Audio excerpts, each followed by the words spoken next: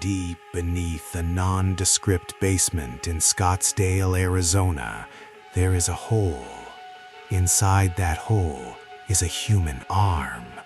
It is 35 kilometers long, and sometimes the phone next to it rings. Item number SCP-1193. Object Class Euclid. Special Containment Procedures. SCP-1193 is currently contained within the basement of a repurposed residential building designated as Provisional Site 99. The site must be monitored 24 hours a day by a minimum of 2 containment specialists. The primary focus of containment is the monitoring of the G5 borehole and the management of communications received via the rotary telephone designated SCP-1193-01. To maintain the stability of the anomaly, the telephone must be answered within 3 rings whenever it initiates an outgoing call. Personnel tasked with answering SCP-1193-01 are to follow the standard detached observer protocol. Under no circumstances should personnel provide the entity on the other end of the line with accurate information regarding their location, the nature of the Foundation, or the anatomical impossibility of its current state. The basement must be kept clear of all standing water. Any seismic activity within a 50-kilometer radius of Site 99 must be recorded and cross-referenced with any vocalizations from the entity.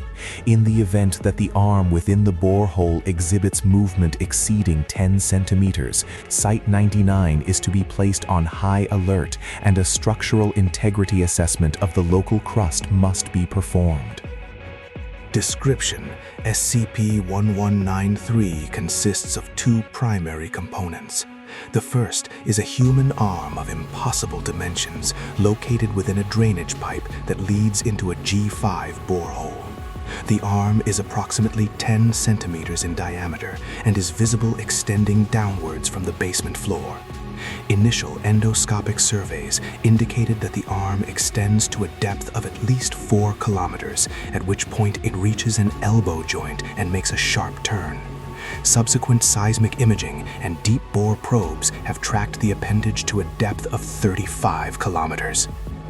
The limb is biologically human in appearance, possessing skin, fingernails, and fine hair. Genetic testing of tissue scrapings suggests a 99% match with a human male of European descent, though no match has been found in any known database. Despite the extreme pressures and temperatures present at a depth of 35 kilometers, the limb does not exhibit signs of heat damage or necrosis. The second component, SCP-1193-01, is a black rotary dial telephone manufactured by the Western Electric Company circa 1961. It is hardwired into the wall adjacent to the borehole. This phone is the source of the anomaly's primary cognitive interaction. At irregular intervals, typically between the hours of 02 and 05 local time, SCP-1193-01 will ring. When answered, a voice will be heard on the other end. This entity, designated SCP-1193-02, typically identifies as a human male. Despite the anatomical evidence of the miles-long arm, the entity expresses a complete lack of awareness regarding its physical state. It often complains of mundane physical discomforts or asks for assistance with everyday tasks, though the context of these requests is frequently nonsensical or physically impossible. Interview Log 1193-Alpha. Interviewer: Dr. Lowry. Subject: SCP-1193-02. The phone rings. Dr. Lowry picks up the receiver. Hello? SCP-1193-02. Is this the station? I've been waiting for hours. Who is this? It's David.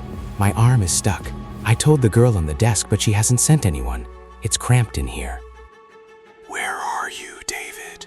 I'm in the basement. I was reaching for a wrench, and it's stuck in the pipe. I can't feel my fingers. Can you send the fire department? We've been monitoring the pipe, David. How long do you think your arm is? What kind of question is that? It's an arm. It's as long as an arm should be. Why are you wasting time? Just pull on it. If you pull from your end, I think I can slide out. Lowry, we can't do that. Tell me, David, what do you see around you? It's dark and it's hot. Why is the heating up so high? It feels like the furnace is right on top of my chest. Just tell them I'm in the basement. Tell them I'm waiting. The line goes dead. Researcher note, during this call, seismic monitors at a depth of 10 kilometers recorded a series of rhythmic vibrations consistent with a human heartbeat, but magnified to a subterranean scale. As research continued, the Foundation attempted to map the full extent of the buried entity. High-resolution sonar and deep Earth imaging began to paint a disturbing picture. The arm does not end at 35 kilometers. It connects to a shoulder, which in turn connects to a torso of such massive proportions that it defies conventional biological constraints.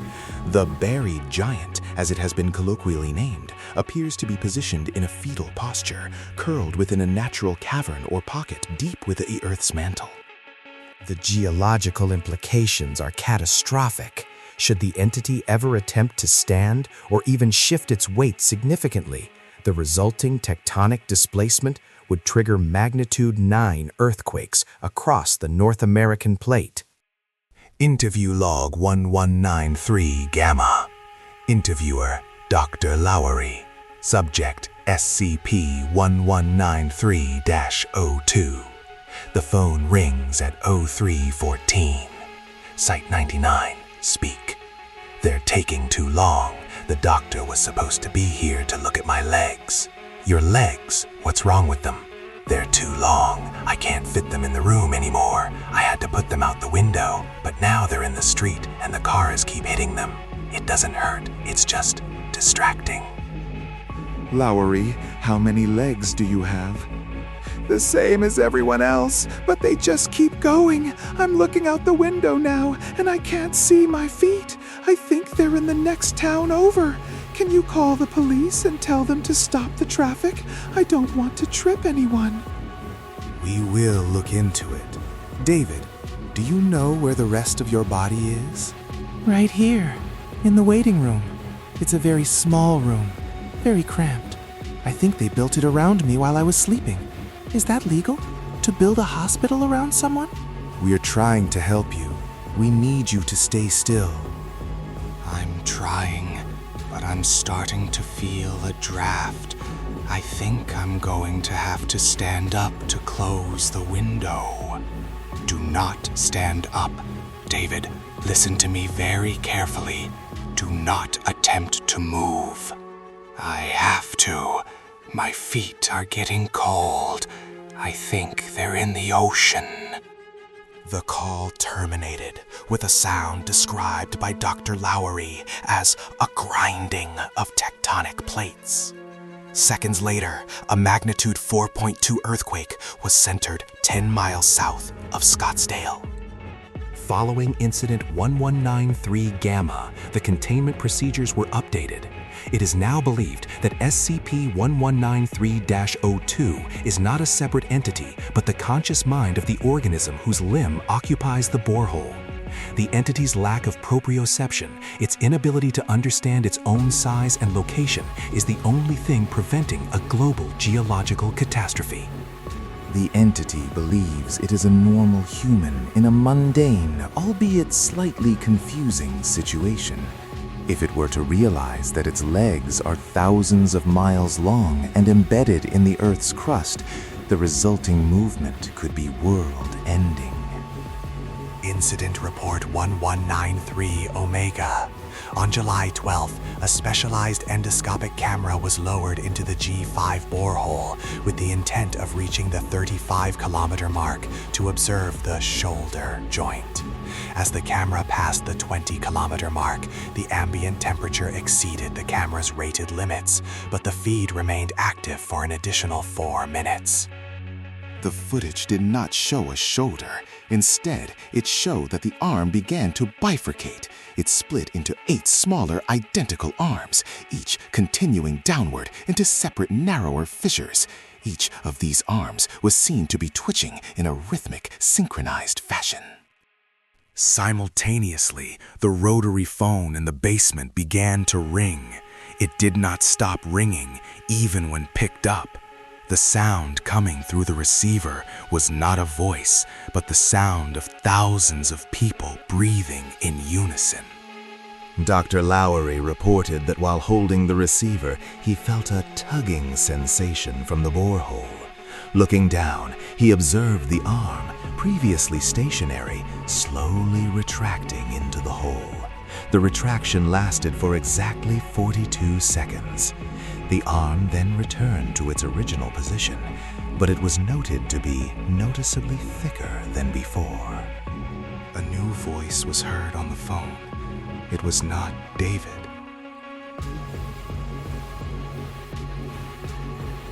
Is the doctor ready? I finished the preparations.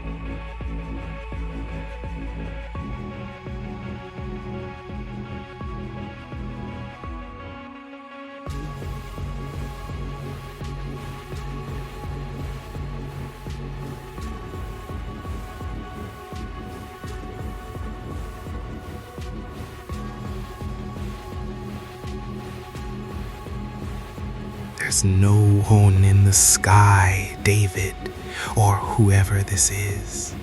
Not yet, but I'm standing up now. I'm going to see if I can touch the ceiling.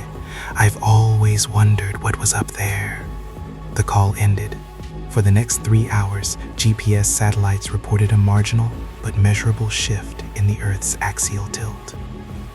The current working theory among Site-99 researchers is that SCP-1193 is not a single entity, but a part of a much larger subterranean colonial organism.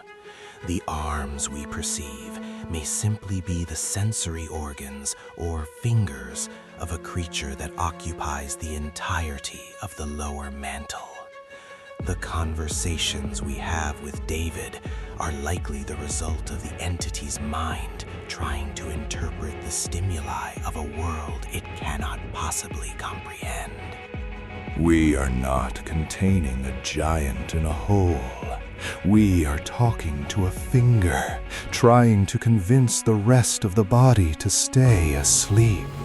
If it ever decides to wake up, if it ever decides to finally stand up and see what is up there, the crust of this planet will be nothing more than an eggshell being shattered from the inside. Research is ongoing.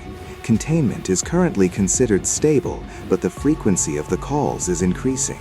The entity is becoming more curious about the ceiling.